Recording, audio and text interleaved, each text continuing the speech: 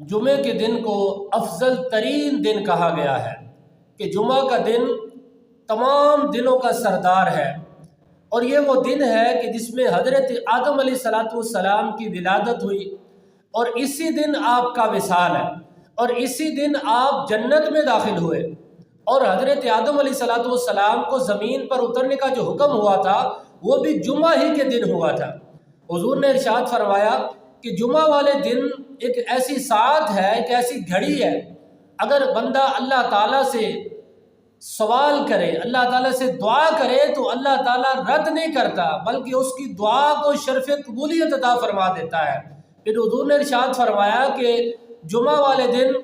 یہ ایک ایسا دن ہے کہ کوئی بھی مقرر فرشتہ ایسا نہیں ہے جو اس دن سے ڈرتا نہ ہو۔ دریا، پہاڑ، زمین و آسمان اس دن سے ڈرتے ہیں، اور یہی وہ دن ہے کہ جس دن قیامت قائم ہوگی۔ اب قیامت کو پوشیدہ رکھا گیا، اس کو واضح نہیں کیا گیا کہ قیامت کب آئے گی، یعنی کس ٹائم آئے گی، اتنے بج کر اتنے منٹ پر آئے گی، اس کو واضح نہیں کیا گیا، بس ایک علامت بیان کر دی گئی کہ جمعہ والے دن آئے گی۔ تو اس لیے جمعہ کی اہمیت کو مد نظر رکھتے ہوئے انسان کو خصوصیت کے ساتھ عبادت کا اہتمام کرنا چاہیے۔ بہت ساری ہماری ایک ایسی تعداد ہے کہ اس عظیم دن کو بھی غفلت میں گزار دیتے ہیں، نہ نماز جمعہ کا اہتمام کرتے ہیں، نہ غسل کی ادائیگی کرتے ہیں، حالانکہ اس دن غسل کرنا سنت کریمہ ہے،